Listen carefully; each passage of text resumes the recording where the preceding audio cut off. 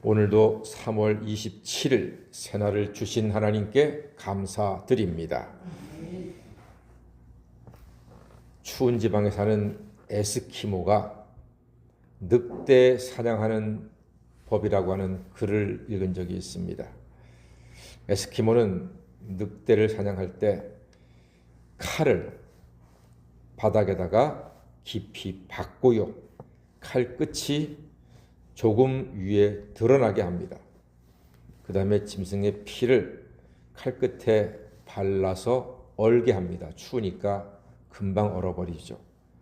그러면은 계속해서 여러 번 피를 또 올리고 하면은 피의 얼음 덩어리가 이렇게 만들어지겠죠.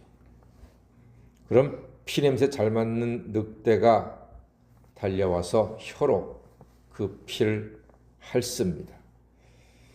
그러면은 얼음 덩어리니까 늑대의 혀는 금방 마비가 되겠죠. 그러나 혀는 마비가 되었지만 피의 맛은 계속 늑대로 하여금 그 얼음 덩어리를 핥게 합니다. 마지막에는 칼날이 드러납니다. 그러나 이미 늑대의 혀는 마비가 되어서 칼날에 자기 혀가 긁히는데도 그것도 모르고 계속 핥습니다. 나중에는 자기의 피를 핥는 것도 모르고 피를 흘리고 그 자리에서 죽어갑니다. 그럼 에스키모는 몸에 털끝 하나 상하지 않은 아주 양질의 늑대 털옷을 입게 되는 거지요. 피 맛이 좋다고 혀가 마비된 것도 모르고 계속 핥다가 죽어가는 늑대의 모습입니다. 그렇습니다. 우리 사람을 위협하는 것이 있습니다. 우리 사람들의 영성과 분별력과 이성을 마비시키는 것이 있습니다. 그럼으로써 우리 사람들이 결국은 파멸에 이르게 하는 것, 그것은 바로 육체의 정욕입니다. 육체의 정욕은 사람을 마비시킵니다. 판단력도 마비시키고 자기의 현실도 마비시키고 그냥 거기에 도취가 되고 취해서 스스로를 파멸로 이끌어가는 것입니다.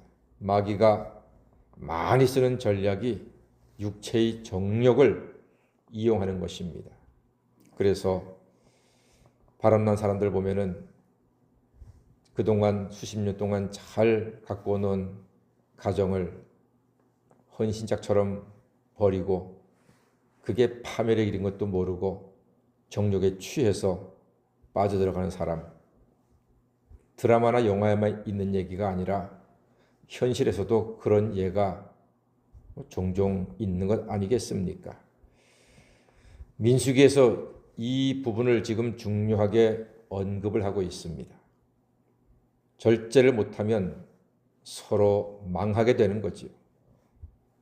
인생의 여정에 무서운 덫이 될 수 있기 때문에 가정을 지키고 공동체를 지키려면 육체의 정욕을 조심하라고 민수기에서 지금 이 말씀을 하고 있습니다. 앞으로 이스라엘 백성이 살아가야 할 세상에는 육체의 정욕으로 인해서 가정과 인생이 파탄나는 경우가 많기 때문에 하나님께서는 이 말씀을 통해서 이스라엘 백성들을 그리고 오늘날 성경을 읽고 있는 우리들에게 주의를 주시는 하나님의 말씀이십니다. 하나님은 15절 말씀 보니까 의심 소재를 제정하셨습니다. 의심 소재. 남편이 아내가 왠지 불륜을 저지르지 않나 의심이 되면은 제사장에게 데리고 가서 의심의 소재를 드리고 죄악을 생각나게 하라고 말씀하셨습니다. 계속 여자에 대해서만 말씀하고 계시죠.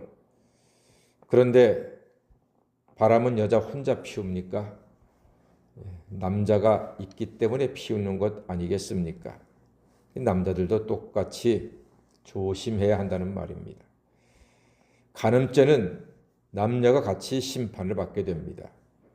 십계명에서 분명히 말하죠. 간음하지 말라 명하셨습니다. 간음 때문에 이 옛날 이스라엘이나 지금도 동서고금을 막론하고 이 육체의 정욕, 간음죄 때문에 하나님 영광 가리고 소중한 가정이 깨지고 인생이 파탄나는 것 어렵지 않게 보게 됩니다. 오늘 말씀을 쭉 읽으면은 이 의심의 소재를 들을 때 물을 마시게 되는데 그 쓴 물입니다. 전부 다 쓰다고 합니다. 쓴 물, 쓴 물, 쓴 물. 계속 배에서 쓰고 창자에서 쓰고 쓰다고 말합니다. 씁니다. TV나 드라마 보십시오. 바람 피운 남자와 여자들이 해피엔딩으로 끝나는 거 봤습니까? 해피엔딩 없습니다. 다 비참하게 끝납니다. 아주 잔혹하게 심판을 받습니다. 씁니다. 쓴 줄 몰라요. 왜요? 마비가 되어 있기 때문에. 사냥당하는 늑대처럼 자기가 무슨 짓을 하는지 몰라요. 마비가 되어서. 그래서 우리가 성경을 통해서 마땅히 우리의 삶을 자꾸 돌아보고 조심해야 하는 것입니다. 하나님이 간음죄에 엄격한 이유가 무엇일까요? 예, 사람을 마비시켜서 가정과 인격을 파괴하고 교회를 흔들기 때문입니다. 간음은 이혼의 가장 큰 이유가 되고 있습니다. 또 간음은 서로에게 평생의 가장 큰 상처를 주고받는 것입니다.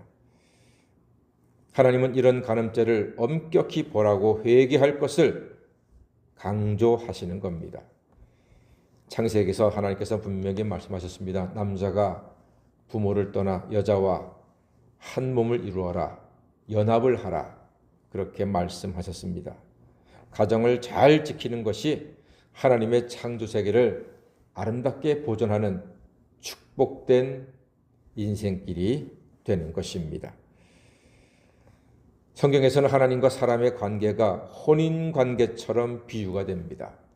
혼인관계처럼.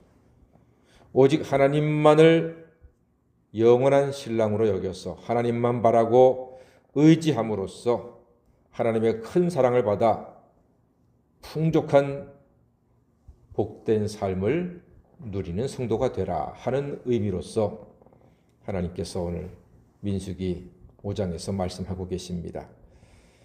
사랑하는 성도 여러분의 가정과 자녀들이 육체의 정욕에 빠지지 않고 흔들리지 않고 하나님 주신 소중한 가정을 잘 가꾸어 나가는 복된 가정, 아름다운 가정, 하나님의 사랑과 축복을 풍성히 누리는, 그래서 하나님께 영광 돌리고 이 아름다운 세상을 복되게 살아가시는 성도가 다 되시기를 주님의 이름으로 간절히 축원합니다. 아멘. 기도하겠습니다.